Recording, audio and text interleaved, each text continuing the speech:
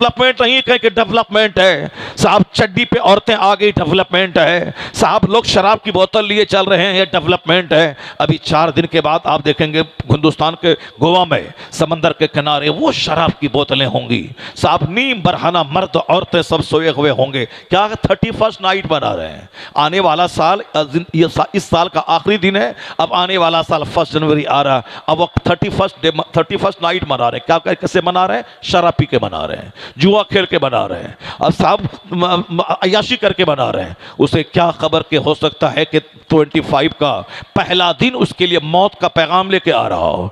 बहुत सारी कश्तियां डूब गई जिस कश्तियों पे अय्याशियां हो रही थी, बहुत सारे प्लेन क्रैश हो गए जिस पे शराब पी जा रही थी और बदकारी हो रही थी। दुनिया का खूबसूरत शहर पहाड़ पे जो आबाद है, काठमांडू नेपाल की राजधानी पहाड़ पे आबाद है। हम यहाँ गर्मी के ज़माने में जलते हैं और वहाँ लोग कंबल ओढ़ के सोते हैं, लेकिन होना ये चाहिए था कि जब अल्लाह ने नेमत दी है तो उस नेमत का शुक्र अदा करता बंदा, उस नेमत का शुक्र अदा करता। लेकिन हो क्या रहा है, उस सर्द जगह हिल स्टेशन पे बदकारियां हो रही हैं। समंदर के किनारे खुदा का कहरो जलाल याद करना चाहिए कि बंबई कैसे आबाद है समंदर के किनारे।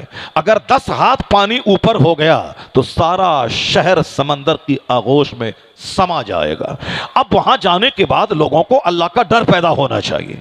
या अल्लाह तू किस कदर कुदरत का मालिक है, किस कदर तू महान है कि बंबई जैसा शहर जहां हिंदुस्तान की आधी दौलत रहती है ये समंदर के किनारे आबाद है। समंदर के किनारे इतना खूबसूरत शहर आबाद है तो अब अल्लाह रब्बुल इज्जत को सजदा करना चाहिए, समंदर की चंचल मौजों को देखकर अल्लाह को सजदा करना चाहिए। लेकिन हो क्या रहा है, उसी समंदर के किनारे बदकारी हो रही है, सारा काम उल्टा पुल्टा हो रहा है। क्या मतलब, लोगों की अक्लें छीन ली गई हैं। हिल स्टेशन पे सजदा होना चाहिए कि नीचे बदन जल रहा है, यहां बर्फ गिर रही है तो सजदा करना चाहिए, लेकिन लोग उसी सजदा के बजाय वहां बदकारी कर रहे हैं। समंदर के किनारे समंदर के जलाल को देखकर, कहर को देखकर अल्लाह के जलाल को याद करके सजदा करना चाहिए। अब वहां से नाकारी हो रही है।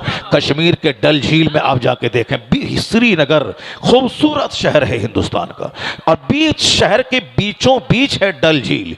इतनी बड़ी झील पूरी हिंदुस्तान में कहीं नहीं है। अगरचे उदयपुर झीलों का शहर है, सिटी ऑफ लेक्स है उदयपुर, लेकिन वहां की झीलें भी डल झील के मुकाबले में कुछ नहीं है।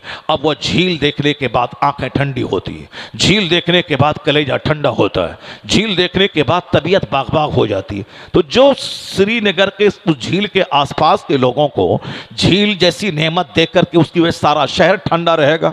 मई जून में भी झील की वजह से घरों में इसकी तरावट, इसकी साफ ठंडक महसूस होगी। लेकिन आप देख सकते हैं उसी झील में कश्तियां हैं, उन कश्तियों में क्या तमाशे हो रहे हैं सारा हिंदुस्तान जान रहा है। जो जगह सजदा करने की थी लोगों ने बदकारी का अड्डा बना दिया। कश्मीर में एक है निशाद बाग, एक है शालीमार बाग, शालीमार बाग, निशाद बाग। ये बहुत खूबसूरत गार्डन है। मैं जब वहां गया तो देखकर आश्चर्यचकित रह गया साहब, इतना खूबसूरत बाग। कश्मीर में गुलमर्ग है जहां लोगों ने अपने हाथ से पौधे नहीं लगाए हैं बल्कि कुदरती तौर पर ऐसे खूबसूरत पौधे लगे हुए हैं कि देखने के बाद तबीयत मस्त हो जाती है। इसीलिए कुछ लोगों ने कहते हुए उसको दुनिया की जन्नत कहा कश्मीर को।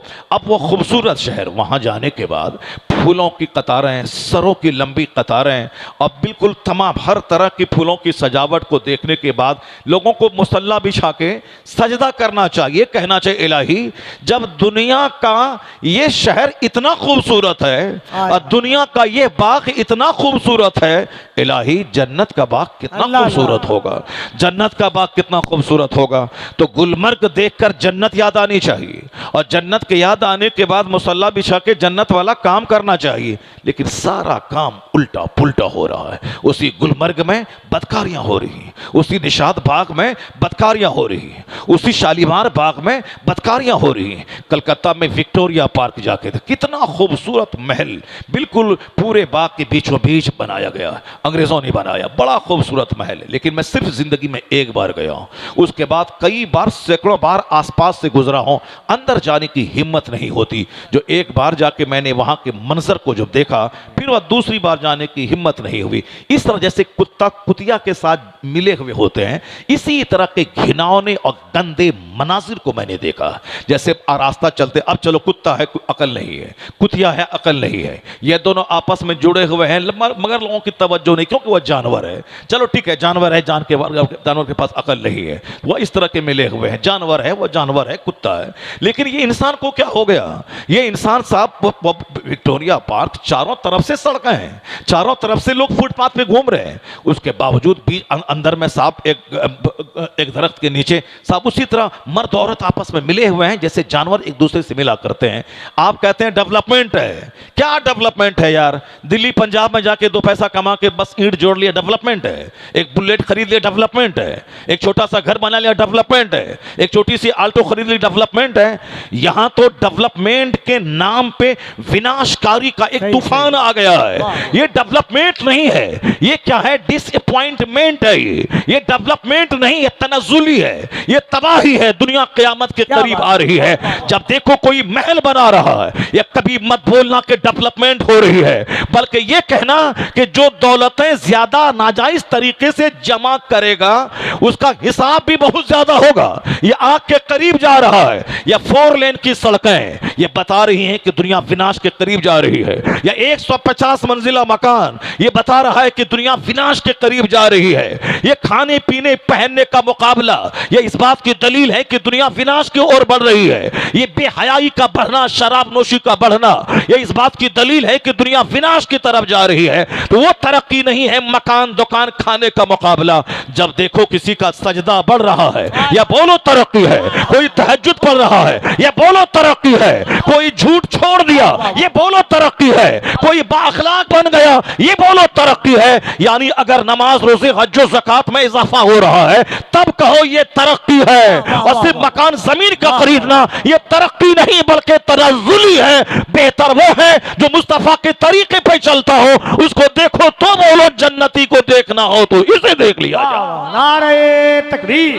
तरक्की कपड़े का मुकाबला नहीं, तरक्की मकान की तामीर, तरक्की किरदार की तरक्की। पहले शराबी था अब नमाजी हो गया, ये तरक्की है। पहले दाढ़ी मूंढता था अब दाढ़ी रख रहा है, ये तरक्की है। पहले बेनमाजी था अब नमाजी हो गया, ये तरक्की है।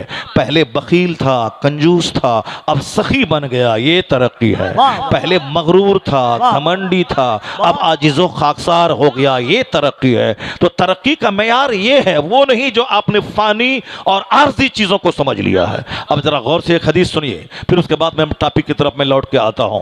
आका अलैहिस्सलाम की हदीस है कि आखिर ज़माने में लोग, ऐसे लोग जो बकरी के चराने वाले